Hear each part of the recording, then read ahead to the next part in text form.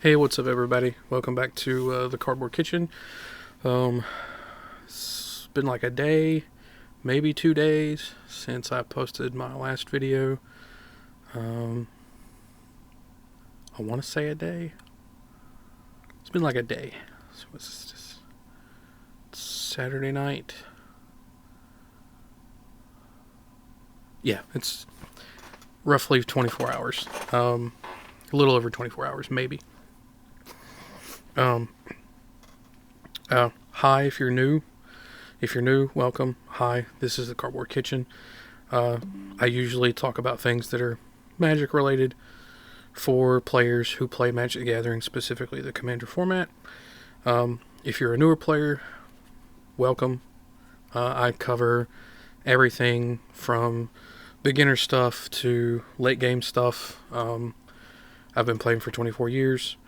If you like the video, give it a thumbs up, leave a comment. Leave a comment down below. Try to interact with me. Subscribe, hit that notification bell.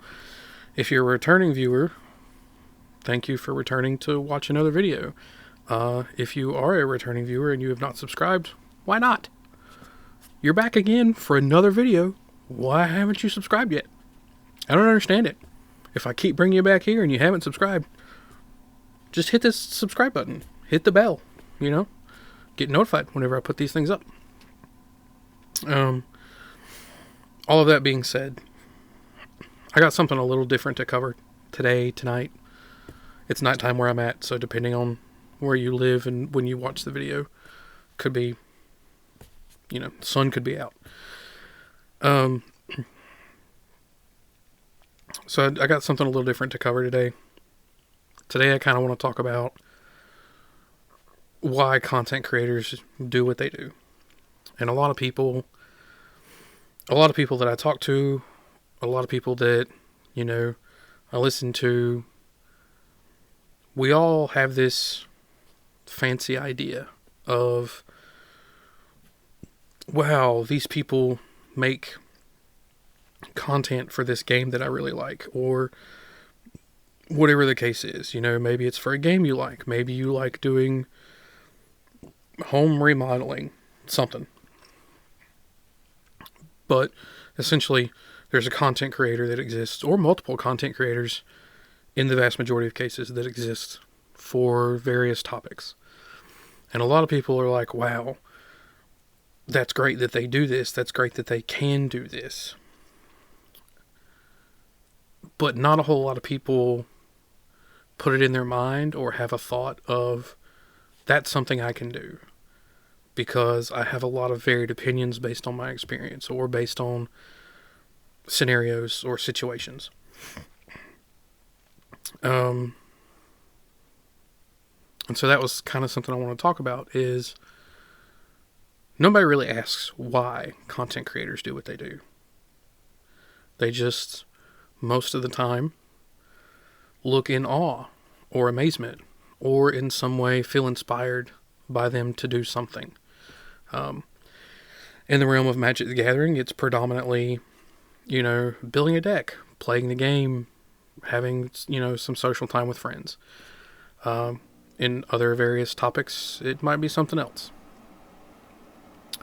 But essentially, what it boils down to is content creators do what they do because they have enough love for what they're making content on to share their knowledge, their experience with anybody who has a similar love of that same topic. And they're willing to share all of that stuff with people who have never done that stuff before but have started getting an interest in it, or with people who have been doing that since the dawn of time, whatever the case is. And that's something I kind of want everybody who's watching to keep that in mind as we move into what I'm really trying to talk about, which is why the Commander format has its own unique blend or recipe as to why it works the way that it does. And that is because I've been thinking about why this is for really hard for the past couple of days, but probably over the course of the past year or two. The Commander format works the way that it does because of something really big that no other real card game format can do. And that is, the Commander format is personal to the extent of it can actually involve your emotions.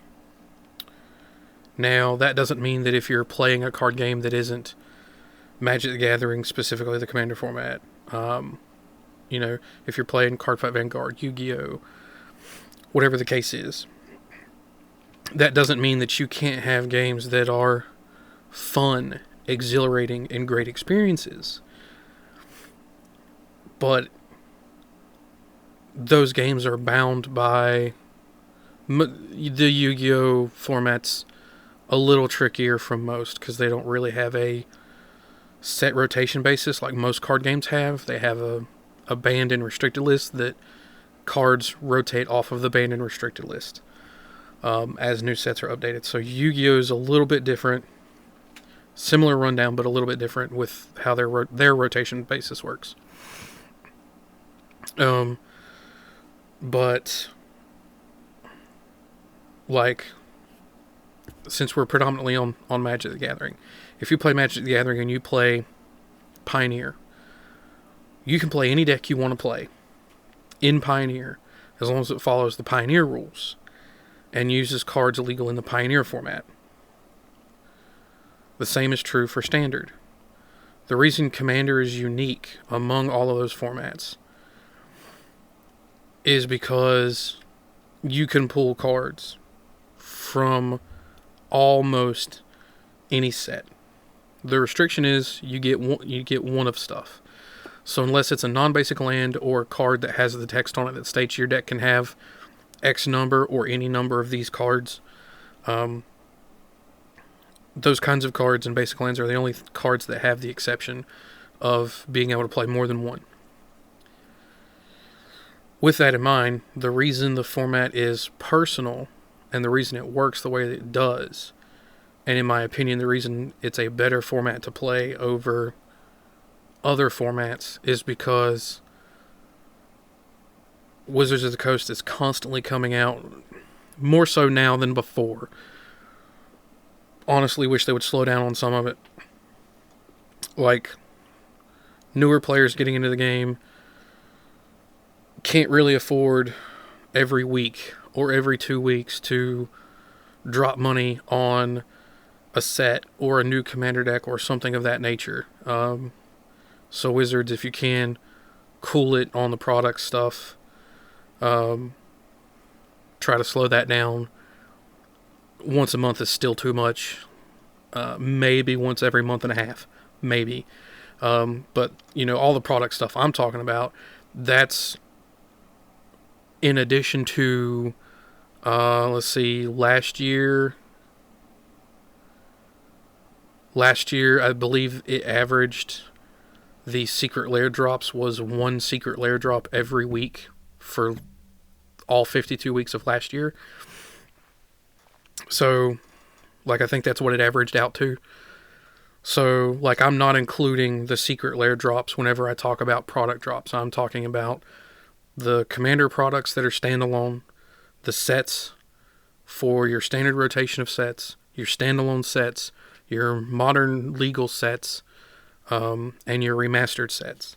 Those are coming out too fast. So cool it on that. I personally don't like the secret lair stuff. I thought it was a neat idea when it originally started. When it originally started, they had really good stuff. It was a great way to get really shiny, hard to get foil versions of cards that they did special artworks for, that were reprints, and that was all fine and dandy. But then, everybody at that time was thinking it was going to be like a once a year thing, how the Commander decks originally started. They were originally a once a year drop, so everybody was okay with it, and then it grew and grew and grew and grew and grew, and it's out of control. But the Commander format's personal, and the Commander format works the way that it does, and it works so well because of this, because of the fact that you build a deck tailored to you, both as a player and to you, honestly, how you are mentally in the space that you're in mentally. If I go back and look at the different deck recipes and stuff that I've built over the years, I try to keep everything on paper as best I can. There are some days I can't focus on things because I have so many ideas for deck recipes running through my brain that like I have to put them down somewhere. And that's made some days difficult. But I can honestly say, looking back at some of my past deck recipes that I still have, when I was in a worse place mentally speaking, my deck lists included more problematic and more toxic cards to play with than when I'm in a better place mentally.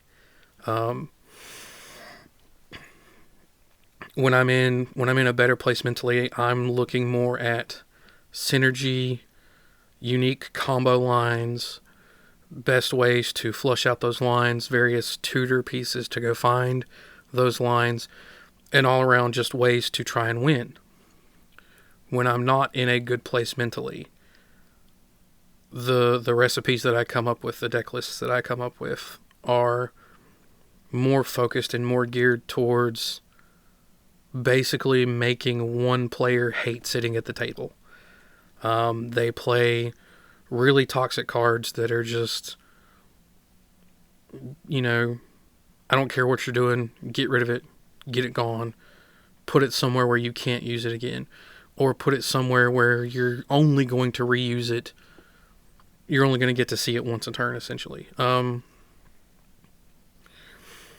that's the uniqueness of Commander, is the format is personal, because you can build decks tailored to what you want to do, but if you're not paying attention, a lot of times those decks aren't tailored to using specific plays or specific combos or specific synergies to win or stabilize or whatever the case is. It's tailored more to, I want to do this cool thing. So when you're in a really good state of mind, you'll be like, I want to do this really cool thing this weird way. Like one of the deck recipes that I sat down for 5 hours. I sat down for 5 hours figuring out interactions for this deck. 3 of those 5 hours were specifically looking up rules interactions between a couple of cards, and making sure I had like the correct playthrough of how things worked. And what the deck list tried to do was kill you with an enchantment that I turned into a creature. But not just one of them. The name of the enchantment is called Thousand Years Storm. Thousands Year Storm. And my goal for the deck was to play a bunch of different ways to try and make 1,000 copies of those. And have them be creatures and kill people by swinging the enchantment creature storms into players' faces. It took like 9 pieces to have things work out properly. So like there were a lot of cogs in the machine, but it was fun to play. It was fun to play against because it was focused around something. It was focused around a particular synergy of doing things that not a lot of decks focus on doing. Not a lot of decks, even when built properly, and I don't know that my list was the proper build, but it was what I felt was the most fun build. even when built properly, still difficult to do. But I remember the time when I wasn't doing so well. I made a deck recipe where, in some way, everything in the deck either said no or got rid of it. And I would sit down at tables and I would sit there and I would just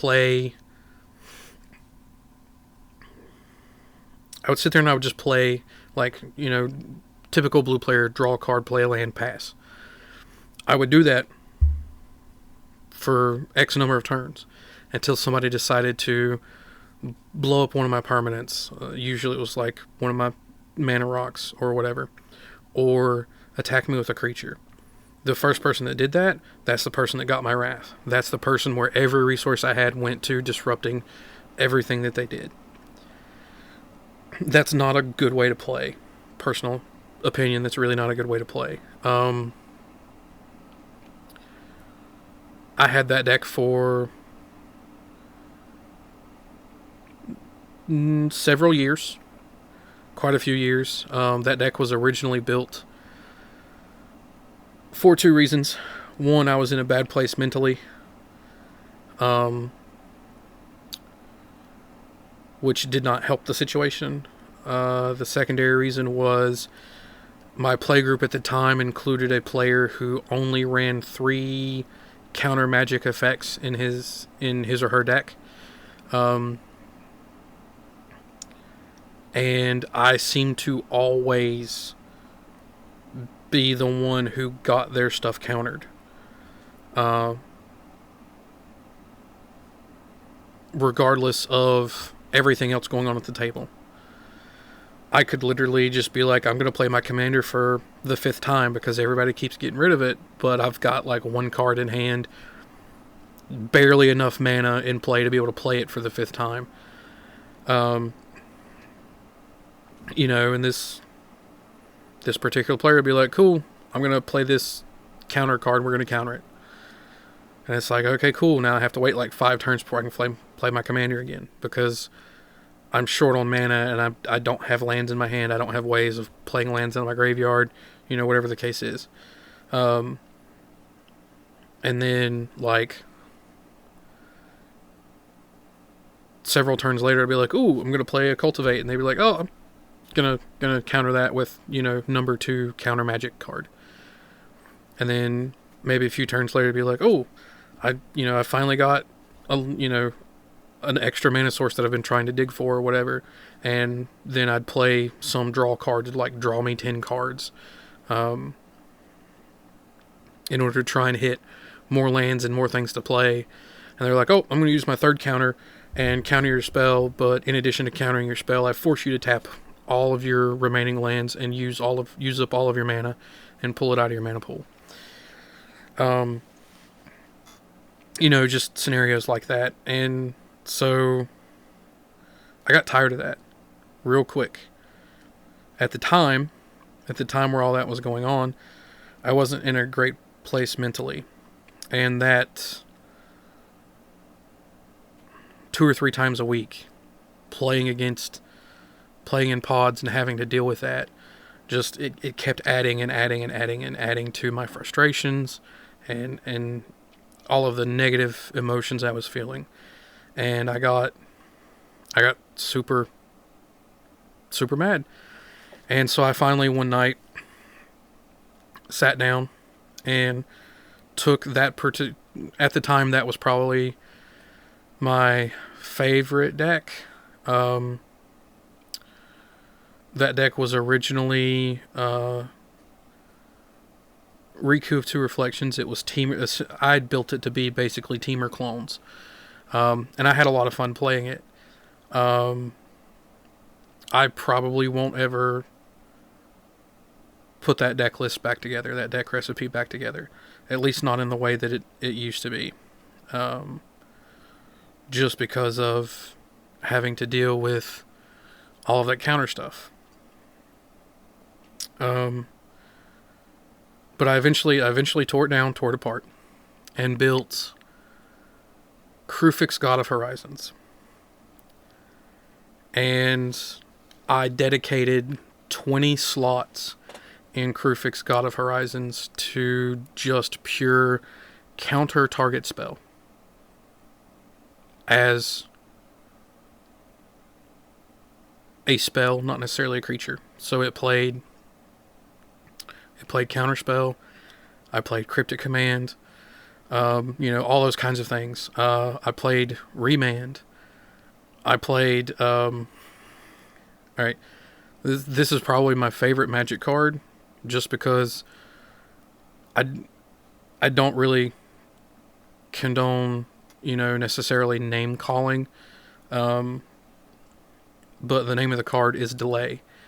But in other languages, it has a different name, and I specifically like this card in other languages. One of the other languages is Italian, I think, and the name of the card in Italian is Ritardo. So if you don't know the actual definition of the R word, essentially, the definition of the word retard. The definition of the word retard is to forcibly hold back. Or at least that's one of the definitions. So I specifically played this card, and at one point when I was playing Modern, I specifically got 4 copies of this card for my deck. So that whenever I played against people, I could say, hey, I don't like that spell because it's retardo. We're going to delay it, essentially. And that's why I like that one, is because you're actually playing it to the definition of the meaning of the word. But anyway, I'm digressing. Really hope the video doesn't get forcibly taken down or neglected to be posted because of that. It's not what we're about here. That's not what I'm trying to say. But essentially, I played various all these different counter spells that were just counter target spell or something of that nature that countered a spell. I tried to find as many as I could that also drew specifically me cards. At the time, Arcane Denial was a very, very popular card, but I didn't like Arcane Denial because most of the time there was no way to guarantee that the spell that I'm countering is worth letting them have 2 cards. Usually, especially when it's like I get to counter your spell, I have to draw 1, you may draw 2. The unique wording of the Arcane Denial spell makes it so that you can't even force your opponent to deck out. If your opponent had to draw 2 cards, there are a few cases where that would be a viable counter magic effect because they're forced to draw 2. So if you could make it so that whenever the delayed ability triggers, to force them to draw cards so that they would lose because of that, then I could see that being viable. But because they may draw up to 2, the delayed trigger happens if they have no cards in their library. They can just ignore the draw 2 effect on that and choose to not draw anything, and they don't lose until the next time they would be forced to draw something, which might never happen, depending on what their field setup is. So I didn't see that particular card as a viable enough option. Also, at the time when this deck was built, your commander did not always get to go back to the command zone. That wasn't a thing at the time. At the time, if your commander went to the hand or the library, you didn't get the option of putting it back in the command zone. You had to put it where you were told to put it, whether it was the hand or the library. So what was unique was during this time frame, this is during the early months of 2012, because the 2011 Commander decks had been out for, I think, 3 or 4 months. Oh no. 2013. Yeah, so this was early stages of 2014. Because the guy's deck that he built that pissed me off was based off of a pre-con he got from 2013. So during that time frame, there was a counter spell that was great because it said counter target spell. If the spell is countered this way, put that spell on the bottom of its owner's library, and put this card on the bottom of its owner's library. So you're putting your counter magic effect on the bottom of your library in addition to the spell that it's countering on the bottom of its owner's library. So you could just be like, I'm going to counter your commander and force it to the bottom of your library. And then if you had a way to make sure you drew more cards than whoever that player was, you would always get to that counter spell before they got to their commander, unless they played a specific tutor. And that was always irritating to deal with, essentially. But I dedicated 20 slots in this list to purely cards that were counter target spell or counter target spell, draw a card. And then I also had 40 lands, so that was 60 out of 100 cards, 61 if you include the commander being Kruphix, God of Horizons. The other 39 cards were anything to help me ramp, anything to help me draw cards, anything to fetch me up lands and put them into play. But then I also dedicated several slots to creatures that come into play and counter spells. So I think in total I had like 26 or 27 forms of counter target spell in some way. And I didn't win as many games as I used to win with the deck that I had played before. It wasn't built the same way. It was built with a lot of stuff that said no, or a lot of stuff that said go away. And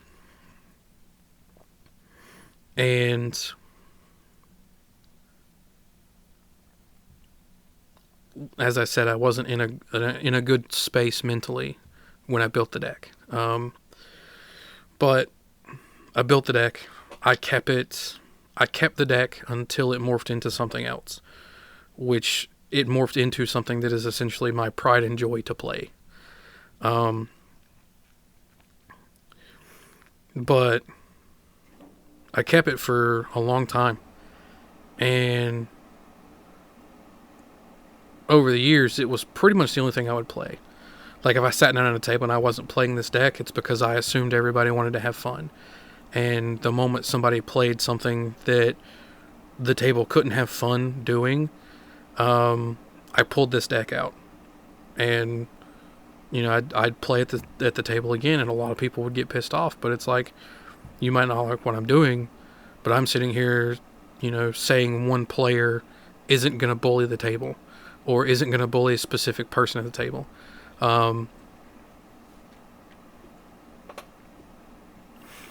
So it got to the point where if I pulled that deck out, it wasn't going to be fun for anybody. Like, I didn't have fun playing it. Personally speaking, I didn't really have fun playing it. I had fun, and I got enjoyment from sitting there basically being like, I love the fact that you are in so much pain as a player right now, because this is the kind of pain that I've gone through, and da-da-da-da. And it wasn't a good mentality to have. I didn't enjoy playing the deck. I enjoyed watching the aftermath of what happened when I played the deck. Which is not good. You shouldn't be building a deck to do things like that. You also probably shouldn't be playing Magic the Gathering if you're building decks to do specific things like that. And at that point, I would say, hey, maybe take a step back from Magic the Gathering and figure something else out first before you jump back into the game, or try to figure out why you like this and see if you can go a different route for something that might be more fun. But again, stating the Commander format is very personal to players. If you're in a good mood and you're working on new recipes, new lists, those lists can be fun. Those lists are probably going to be fun. You're probably going to enjoy playing them. If you're in a bad mood and you're not in a good place mentally and you're working on these things probably aren't going to be, at least for your opponents, these things are probably not going to be fun for them to play against. And it's going to probably, your first game sitting down at a table, people are probably going to try and figure out what you're trying to do. And if they leave you alone long enough, they're going to see what you're going to do. After that, anytime you sit down at a table with people who have seen what you're trying to do with this particular deck that you've built in a negative mind frame, the entire table is probably going to focus you from the start. Because they're not going to want to allow you to get to a point where you can do these things and them not have any fun. And that's something else I like about the Commander format is if you sit down at a table and it gets to a point where the table is focusing you, here's a thought you need to be aware of. It's because the table no longer is enjoying playing against you. Like, it could be for other reasons. It could be you're the biggest threat at the table. But if you sit down and you guys get to a certain point in the game and every one of your opponents has hard focused you with their spells, their removal, their creatures for several turns in a row, it's most likely because they're no longer having fun playing. Because it has become a complete and total 3-person fight against you. There are decks that do that force that to happen. One of the guys that I play with, every deck he has, if you can kill him quick, kill him quick. Every deck he has that I've seen in some way, if you leave him alone for too long, it becomes an uphill battle for the table. And it's just really, really difficult to get the game to a point of everybody's having fun again and we're all enjoying ourselves regardless of who wins. But, starting out, we're all having fun. Like, at some point, it gets to the point where we're probably not having fun anymore and we feel that we have to do XYZ or whatever. But we're doing XYZ to get the game to a point to be fun again because we know that that's a possibility. I'm specifically talking about the situations where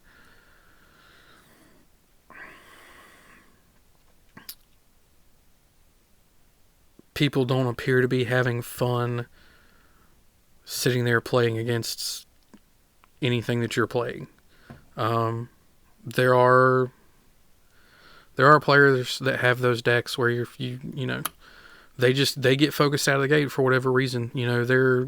It used to be when the format originally started as Elder Dragon Highlander. If you sat down at a table with Zur the Enchanter, you better lock people out of being able to do things quickly, because once that commander was revealed, that was the other thing is, originally everybody would sit down at a table, you'd shuffle your deck, you'd get your starting hand, and then everybody would reveal who their commander was. So you didn't do the commander reveal until after you had chosen the deck that you wanted to play and you had your starting hand, so you were ready to go, so you couldn't switch decks. So you didn't reveal your commander until that point. Because at that point, if you switch decks, you're conceding the current game. But one of the most hated commanders from when I started playing the Elder Dragon Highlander format, which is what it originally was Xur the Enchanter. Because there are a lot of enchantments that cost 3 or less that prevent players from doing lots of things, or that make Xur the Enchanter a very big problem very quickly. So, usually, if you revealed Xur the Enchanter, from turn 1, the table was playing to focus you out of the game, because you were going to make it so that we all died quickly, or so that we all couldn't do anything whatsoever. One of two options there. There was no in between. Getting from option 1 to option 2, that section, that was your in between section of where we might have 1 or 2 turns to do something. But for the most part, you got hated out of the game, and you got hated out of the game quick.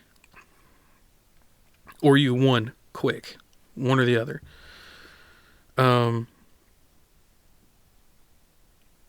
So, again, the commander format is very personal, because when you as a player are sitting down and building your deck lists and stuff, if you're in a good place mentally, and you're in a good state of mind, and you're not necessarily down in the dumps, but not necessarily overjoyed, that might be a little too much there. You're probably building decks that are using unique ideas, some combos that, maybe other decks are using, but you're using it a little bit differently or something. Everything's got a synergy, everything's got a reason for being there, everything works for some capacity, whatever the case is. And it's probably a really fun deck to play. It's probably a really fun deck to play against, with the odd time frames where you just go nuts, essentially, and win, and people are like, oh, that's cool, that's dope, that's dumb, we don't like it, but, you got there, turn 8, 10, 12, whatever. And then whenever you're in a bad state of mind or a negative state of mind, you're probably building a deck that's very toxic, that's not something you should really be playing, not something people want to play against, and not something that is really going to be fun to some capacity.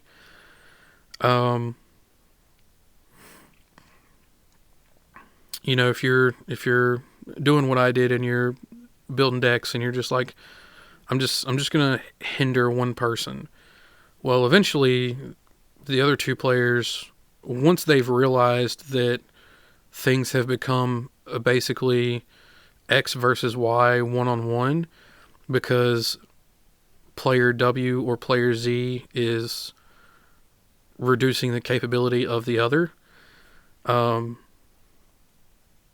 they eventually once they've used some resources to do something, they eventually turn their focus onto the player who's hindering another player. At which point, several things have occurred. You, as the player who is outright hindering another player, you get focused with any remaining resources by the other 2 players you've completely left alone. Or at least you should be. Like, that should be the common occurrence. The current commander setting of a 4-person pod is far more political than it needs to be. Of course, I grew up in play groups where you didn't play politics, you didn't make deals, you played based on threat assessment. More specifically, you played based on threat assessment, barring turn order. So, like, you did threat assessment based on where you fell in the turn cycle. And you didn't make deals, you didn't do anything like that. You didn't say, oh, if you let me kill this player, I'll do XYZ, whatever. None of that occurred.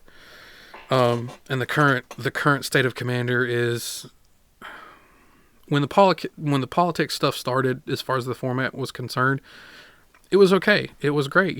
People be like, ooh, let me have this card for like 2 turns, and people were making deals. It was fine. But some of the deals that I'm hearing now, like, I won't stop your big, mean, butthead card or whatever if I get full immunity for 2 turns.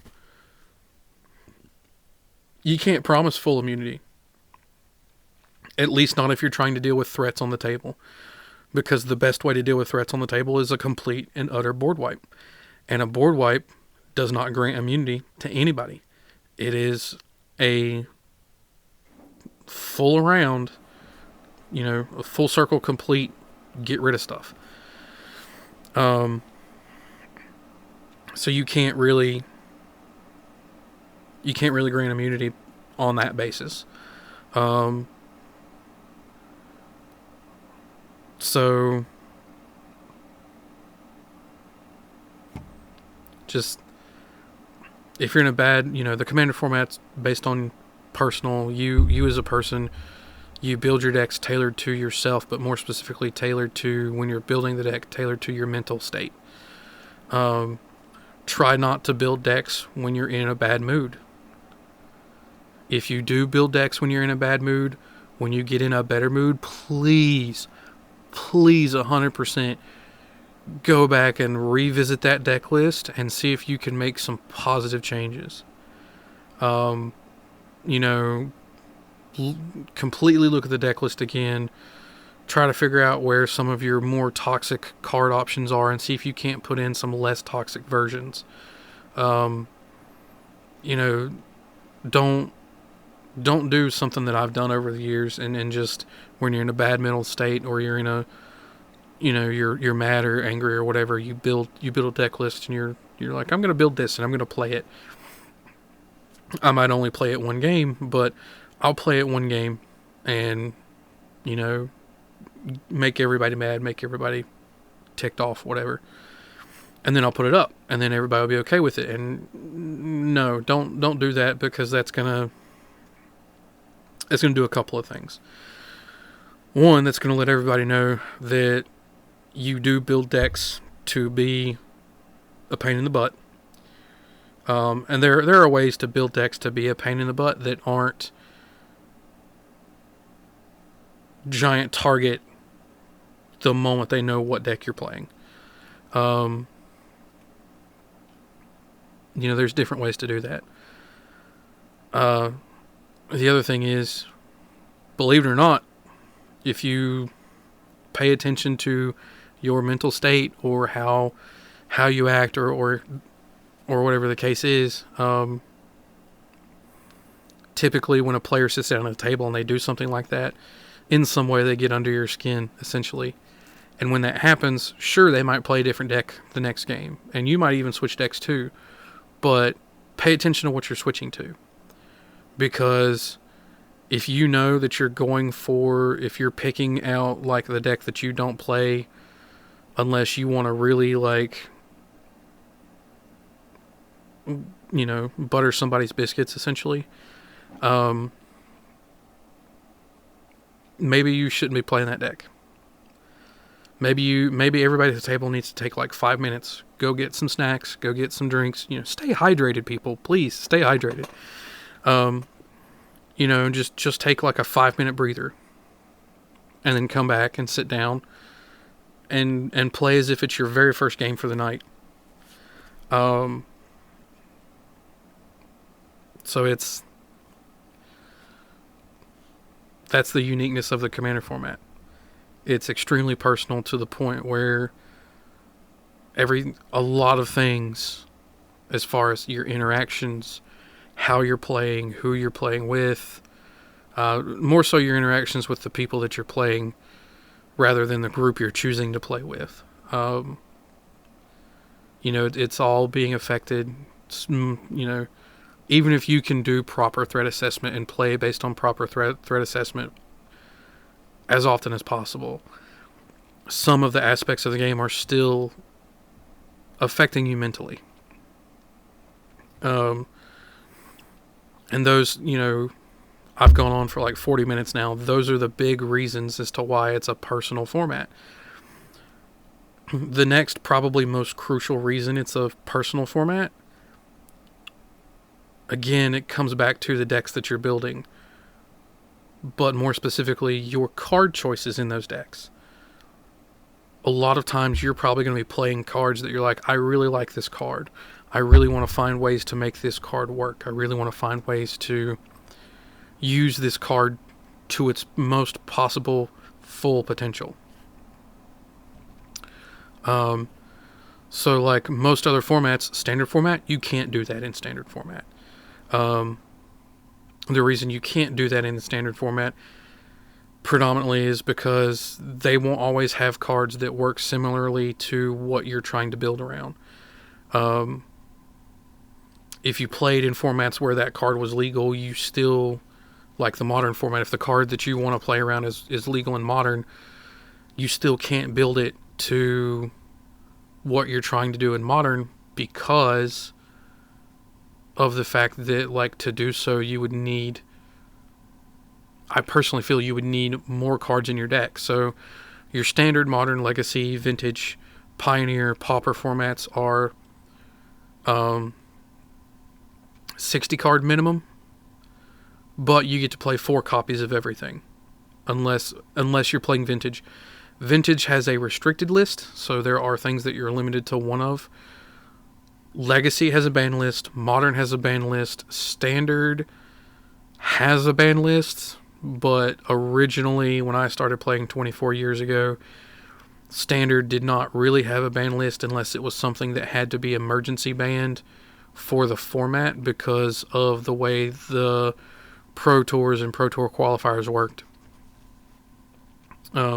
So for the longest time, stuff didn't get banned in standard unless they noticed an overwhelming number of players using those things, and it was affecting the format as a whole. But you're gonna play what are called pet cards. Cards that you find fun, cards that you want to use to the fullest of their potential, cards that you want to play often, cards you want to see often. And the Commander format allows you to build around that personal touch.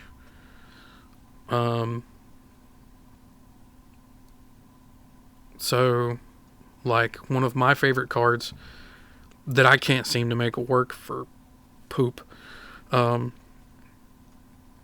is Howl of the Night Pack. Absolutely love that card. Love the artwork on that card. It's expensive for what it does. It doesn't do anything amazing. It doesn't. It's not a great spell to play. It's very slow. It's a sorcery, not an instant for everything that it does. It's really not that great.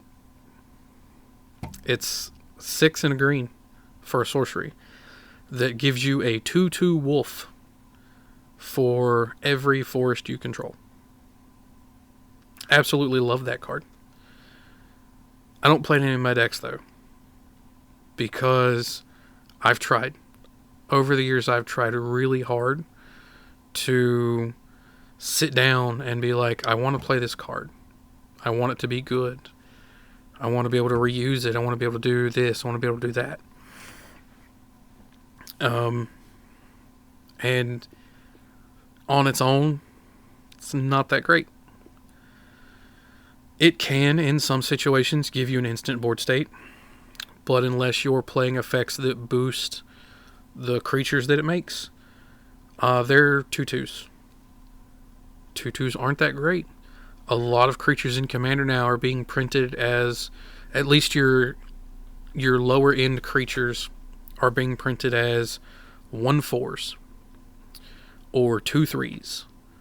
So like for 7 mana, what is it, for 1 extra mana, for 8 mana instead of 7 mana, you can play a card that gives you a 4/4 beast for each creature your opponents control. And then those beasts fight those creatures. So like, If you have one opponent that has 3 creatures, you have another opponent that has 4, and you have another opponent that has 10, you're going to make 17 creatures. You're going to make 17 4/4s for 8 mana. Each one of those 4/4s is going to individually fight another opposing specific creature. So, for 1 extra mana, I get a potentially better board state because they're 4/4s instead of 2/2s. I single-handedly get a board state bigger than all of my opponent's board states combined. And in addition to this, so we're already up to 2 positive things. In addition to this, the third positive thing is each one of those 4/4s is going to fight an opposing creature. So depending on the board state, there's actually a very good chance that most of the 4/4s I just made are going to live, and in the process, kill something of an opponent's, so that they have 1 fewer creatures or X fewer creatures to be able to do anything with. It's a far better card for a sorcery speed spell for 1 extra mana. Now, granted, it's 3 green and 5 to use it, so it requires 3 pips instead of one pip. But I get bigger creatures. I get a number of creatures equal to the total number of creatures my opponents have combined. And those creatures immediately fight things that potentially kills things and removes problems for me, removes obstacles. Howl of the Night Pack doesn't do that. Howl of the Night Pack gives me a 2/2 for every forest I control. And it costs me 7 mana. So if I play it, if I cast it for 7 and I don't have 7 forests, it's already bad because I'm not getting 7 2/2s out of it. On top of that, they're 2/2s. If I don't have any effects in play that are making them bigger than 2/2s, on average, most creatures, like if you do your number crunch, average mana costs nonsense, creatures at 2 and 3 mana are on average 1/4s or 2/3s, or I think I've seen a couple of 2/2s that have first strike. So, if I don't have anything buffing up the creatures that I make at 7 mana, all the creatures my opponents have played up to that point are usually just better. Even if they're playing one creature a turn, and I'm sitting here just, here's a ramp spell, here's a ramp spell, here's a ramp spell, here's a ramp spell. Turn 5, I managed to get to 7 forests so I can cast my spell and get 7 2/2s. It's my personal pet card. I love that card a lot. I haven't found a way to make it good. I haven't found a way to warrant putting it in a deck. But I love the card. Nonetheless, I love the card. So I did mention something about the control deck that I had the toxic deck that I had made years ago and what it eventually turned into. So it eventually turned into my pride and joy and probably my favorite 2-color combination, and that's Simic. That's a Momir Vig. So what my Momir Vig deck tries to do is I try to ramp to a point where I can play things that bounce my opponent's stuff back to their hand. Everybody says, oh cool, I'm here to play a game of Magic. Awesome. That game might take forever. That game might take 4 or 5 hours, but we're going to continue to play the game. I'm going to bounce stuff and we're going to keep playing the game. Now, a lot of people that have played against it over the years have gotten upset. And they're like, why are you stalling the game? Why are you preventing me from playing the game? I'm like, I'm not preventing you from playing the game. Technically, what I'm doing is helping you play the game more. I'm returning things that you've already played to your hand so that you can play them again. Like, how cool is that? You played your Sol Ring on turn 1. Cool. Play it again for the next 5 turns in a row. Like, that's awesome. You played 5 Sol Rings in one game and you're only allowed 1 copy, right? It is my pride and joy. It does have... It still has some counter stuff in it, but those counter things are far reduced. Far reduced. I think I only have like 2 or 3 now.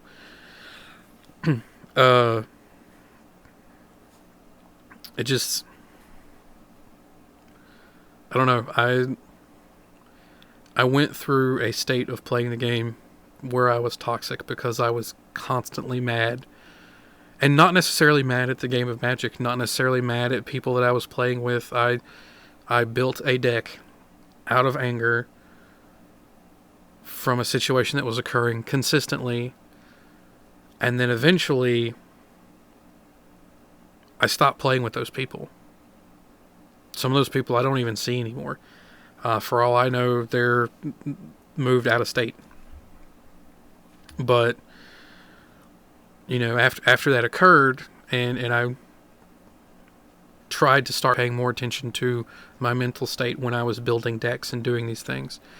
And after talking with a lot of people, that deck became Momir Vig, and it switched gears. It switched from, I don't want you to have this, to, you know what, I think that's cool. But how about if I put it back in your hand so you could play it again? I mean, you still have it. You're still playing the game. It's just, I took a super negative control deck and I turned it into, I guess, a political control deck, which is true politics for you. I don't have as many ways to just outright say no, but I have a lot of ways now to just be like, that's cool. What if you didn't have that right now? Like, you'd still have it, just not right now. I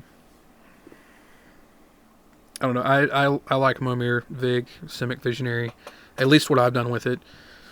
The competitive lists online, I don't see why they're fun. I don't see why people care. I don't see why people are playing them.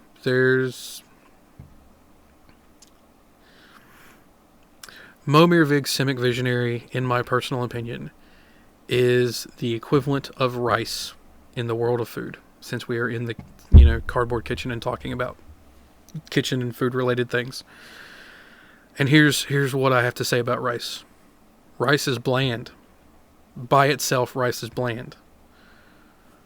But the taste of rice changes based on the spices and toppings you use with it, which is how Momir Vig is. Momir Vig by himself isn't really anything to look at, isn't really anything special. How you build the deck, how you go about playing Momir Vig, is what makes it spicy or just bland. Or in some cases, if you're playing the really competitive versions, just delayed. It's just delayed. And I really feel like most of the people that I've talked to that play Momir Vig, they only play the like the elf ball version from online. Personal opinion, that's really bland. That's really bland. Momir Vig has so much potential. So much potential. I've been playing Momir Vig for the better part of a decade. Not a full decade, but the better part of it. I'd say like 8 years.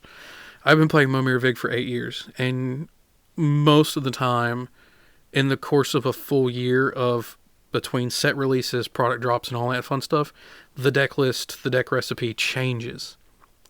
Because they put out something else that kind of helps the deck. And it's like, I want to see if using this over this is any good. So like, it's not getting consistent updates, but it's getting enough updates to be like, you know what? I still haven't fully gone through the entire barrel of what Momir can do. And I think that's what's my biggest draw towards Momir, and my biggest reason for continuing to have Momir. And unfortunately, I don't feel like there's enough commanders out there that do something like that. Like a lot of commanders people play because of they build around the commander and the commander's abilities. Sometimes people will build decks that use the commander they use for the colors because there's something cool they want to do in those colors, and it's really the only commander option they have for that color combination. So like sometimes that's the situation, but usually you build a commander deck from your personal feelings of how you're feeling, and also of like you're building around a specific commander's ability. So the fact that like Momir just has a whole bunch of potential, and I really feel that more commanders need to have that kind of potential, and they don't. And I don't know if that's due to the R&D team, if that's due to the design team. You know, I don't know why Momir was made the way he was for the Simic color combination, for the Simic guild from Ravnica. But his abilities are very much what the original Ravnica Simic guild was doing. You know, he's Momir visionary. You know, Simic visionary. The Simic people originally in Ravnica, from what I remember, they experimented with they did bio experiments. They experimented with life forms, and his abilities, like Momir's abilities, play to that experiment. Well, as a green player, I like lands and I like creatures that have oddball effects. Well, that's the green portion of Momir. The blue portion of Momir is where your card advantage comes in. You know, the green portion of Momir is, you played a green creature, you get to tutor. The blue portion of Momir is you played a blue creature, you get to reveal the top. You have to reveal the top. So the reason I say you get to tutor is because his first ability is when you cast a green creature spell, you may search your deck for a creature, reveal it, shuffle, put that creature on top. But the other portion is when you cast a blue creature spell, you must reveal the top card of your library. If it's a creature, add that card to your hand. So Momir does his two abilities together are really good.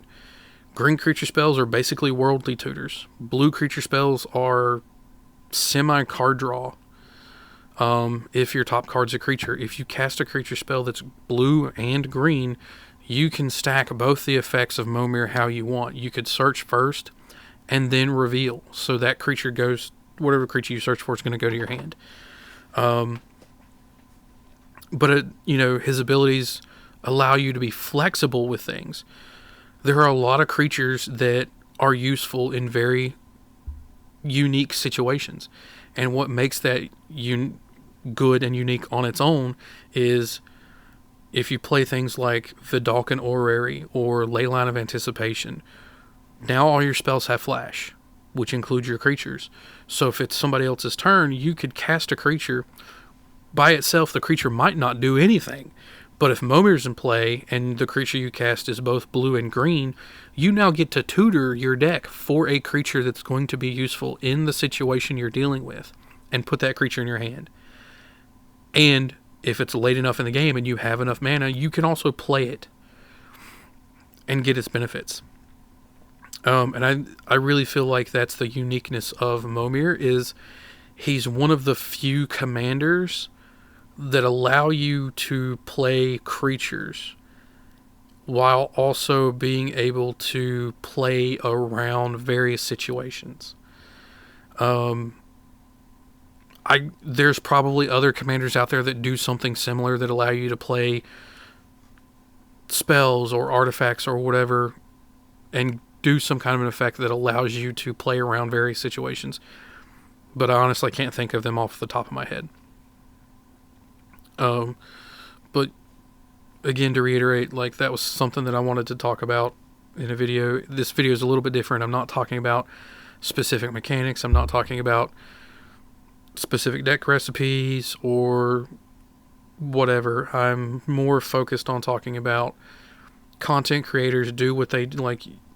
You as a viewer watch content creators, and you are either amazed by some of the concepts and ideas that they come up with, or you are inspired to build decks or play decks based on ideas that the content creators have.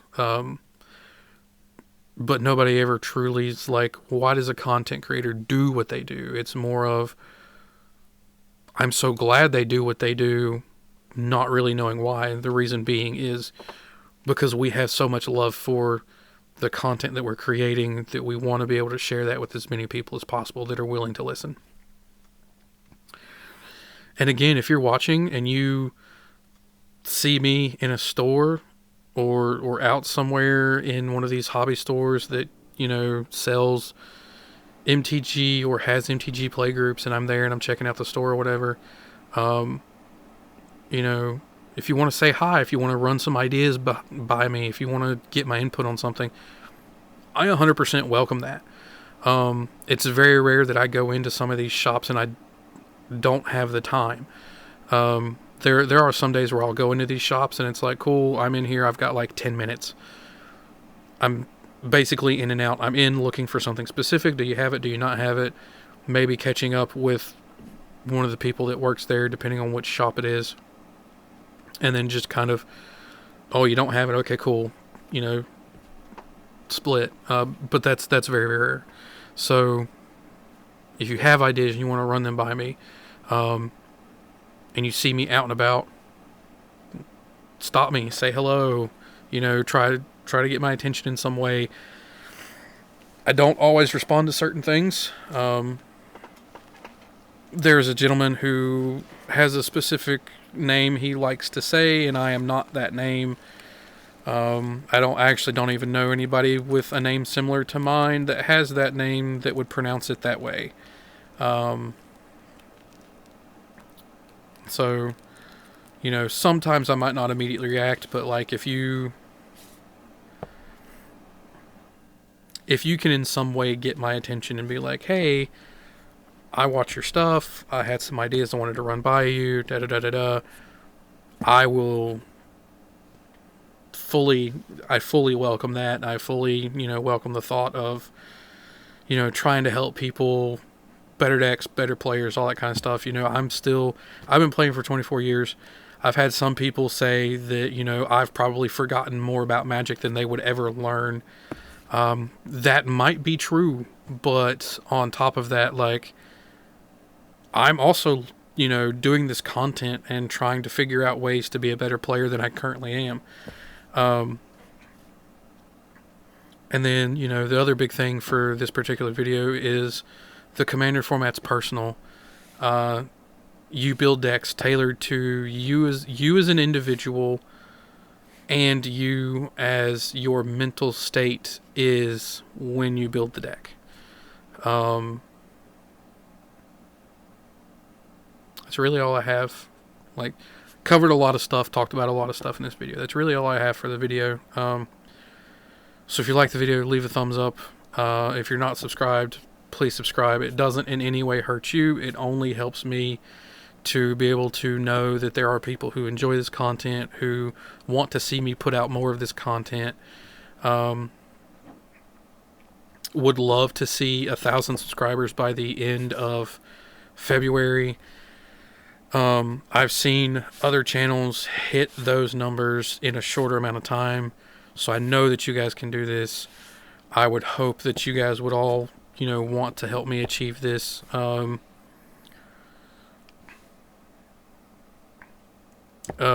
more that you like the videos, the more that you comment on the videos, the more stuff I will try to put out, the faster I will try to put it out. Because if you guys are enjoying the content, I want to make more content that you're going to enjoy. I do have some ideas that I'm trying to figure out how these ideas are going to work, given my small, limited space that I have, and the fact that I'm limited to this individual microphone fixed to the desk and the camera on the computer. There are some things that I want to bring to you guys as content, as stuff to do, stuff to go over. Still trying to figure out how to get all that working and being able to get things worked out. So stay tuned for that. If you are subscribed and you haven't hit that bell. Let's hit that bell. That's the dinner bell. Let's get notified of when dinner's coming. Because, everybody wants some dinner. Everybody wants lunch. Not everybody eats breakfast. But I know a lot of people are like, oh, when's lunch? Oh, it's when that bell rings, hit that bell. If you're new and you liked it, thumbs up, subscribe, hit the bell, be notified of whenever I give you some more dinner options, some more recipes. I really am grateful to everybody who's watching these videos, everybody who's commenting, everybody who's, enjoying the content. And I want to make content that you guys want to watch, want to listen to. But I also want to make content that you guys are going to enjoy and want to share with your friends, your family, anybody that that plays Magic the Gathering. I want to make content that eventually gets shared with the world. I really feel like at least some of my opinions, maybe not all of my opinions, I still feel like a lot of people think I'm a deranged coot for my opinions on the poison mechanic. If you haven't watched that video, I recommend you watch that video, but don't go into that video thinking I have anything good to say. I've had several people not agree with my thought process on some of that. I've had other people that agree with my thought process on some of that, but they don't want to see things get changed because it would make some aspects of the game, they feel it would make some aspects of the game worse. But that being said, thank you again for everything as far as everybody watching the content, making comments, all that kind of stuff. I try to pay attention to the comments as much as I possibly can. Apparently I have 2 people who are at war for first comment on most of these videos for some reason.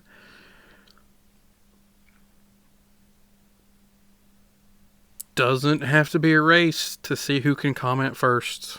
Just wanting to share my opinions and my thoughts with as many people as possible, preferably the world, but as many people as possible. And with that, I will have to say good night.